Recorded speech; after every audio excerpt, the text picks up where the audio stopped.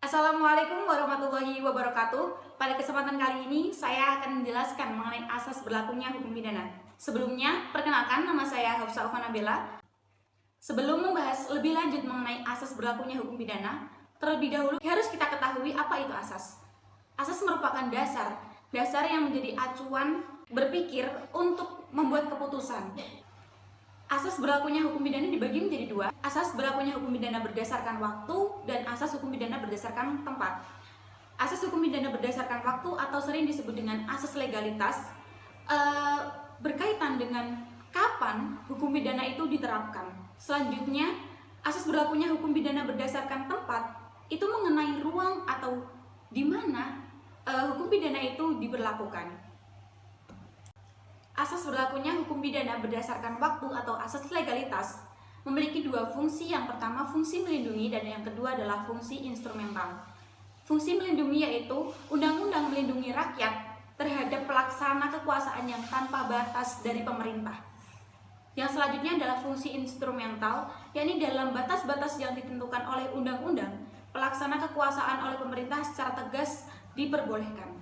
Selain memiliki fungsi, asas legalitas juga memiliki tujuan, yakni mengefektifkan fungsi penjeraan, mencegah penyalahgunaan kekuasaan, memperkuat kepastian hukum, menciptakan keadilan dan kejujuran bagi terdakwa. Selanjutnya, ada dua pendapat mengenai makna asas legalitas menurut Pasal 1 ayat 1 Kitab Undang-Undang Hukum Pidana. Yang pertama ada menurut Mulyanto, ada tiga makna. Yang pertama, tidak ada perbuatan yang dilarang dan diancam dengan pidana jika perbuatan itu terlebih dahulu belum dinyatakan dalam suatu undang-undang. Yang kedua, untuk menentukan adanya perbuatan pidana tidak boleh dengan analogi. Yang ketiga, aturan-aturan hukum pidana tidak boleh berlaku surut. Artinya, undang-undang yang ditetapkan pada suatu masa tidak boleh digunakan kepada perbuatan yang dilakukan sebelum undang-undang tersebut disahkan. Yang kedua ada menurut Sudarto. Menurut beliau ada dua makna yang terkandung dalam pasal 1 ayat 1 Kitab Undang-Undang Hukum Pidana. Yang pertama, suatu tindakan pidana harus dirumuskan atau disebutkan dalam peraturan undang-undang. Artinya, aturan itu harus bersifat tertulis. Yang kedua, peraturan perundang-undangan ini harus ada sebelum terjadinya tindak pidana. Artinya, tindak pidana yang dilakukan sebelum adanya undang-undang tidak dapat dikenakan sanksi hukuman.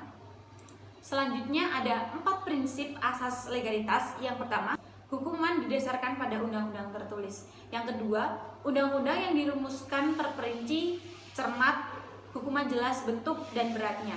Artinya, suatu undang-undang tersebut harus menjelaskan tindak pidana apa, hukumannya apa, dan beratnya itu seberapa atau masanya itu berapa gitu.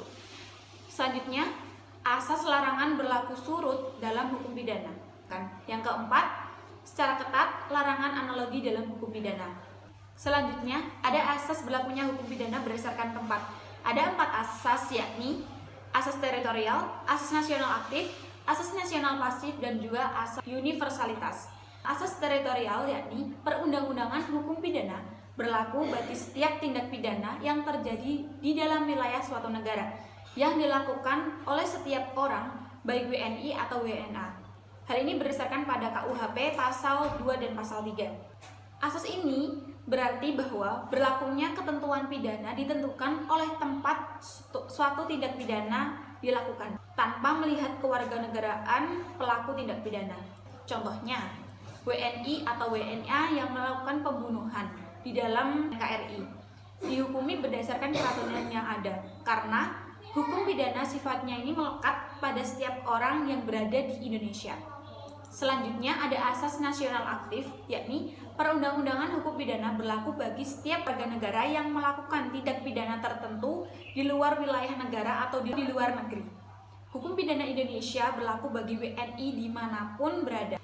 Hal ini berdasarkan pada KUHP pasal 5, 6, dan juga 7. Contohnya, si A adalah warga negara Indonesia.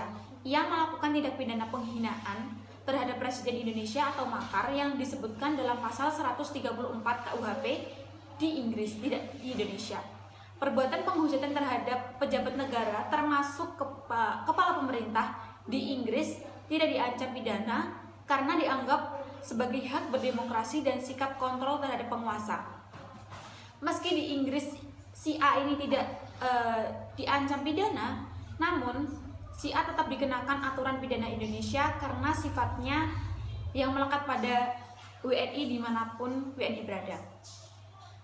Lalu ketentuan tersebut pada dasarnya merupakan perluasan, yaitu berlaku juga terhadap warga negara asing dengan syarat mereka berubah menjadi warga negara Indonesia setelah melakukan tindak pidana tersebut. Selanjutnya ada asas nasional pasif, yakni berlakunya perundang-undangan hukum pidana didasarkan pada kepentingan hukum suatu negara yang dilanggar oleh seseorang di luar wilayah negara atau di luar negeri. Tidak dipersoalkan kewarganegaraan pelaku tindak pidana, apakah warga negara Indonesia atau warga negara asing. Hal ini berdasarkan pada KUHP pasal 4 butir 1, 2, 3 dan pasal 8. As ini memuat prinsip bahwa aturan hukum pidana Indonesia berlaku warga negara Indonesia atau bukan yang melakukan tindak pidana yang menyerang kepentingan hukum negara Indonesia. Selanjutnya ada asas universalitas, yakni berlakunya perundang-undangan hukum pidana didasarkan kepada kepentingan seluruh dunia yang dilanggar oleh seseorang. Hal ini berdasarkan pada pasal 4 sub kedua dan sub keempat dalam KUHP. Asas universalitas adalah asas yang melindungi kepentingan umum, baik kepentingan hukum negara Indonesia maupun kepentingan hukum negara lain. Pelanggaran atas kepentingan hukum universal disebut sebagai tindak pidana internasional. Itulah tadi penjelasan mengenai asas berlakunya hukum pidana. Semoga bermanfaat bagi kita semua. Kurang lebihnya mohon maaf. Billahi taufiq wal hidayah. Wassalamualaikum warahmatullahi wabarakatuh.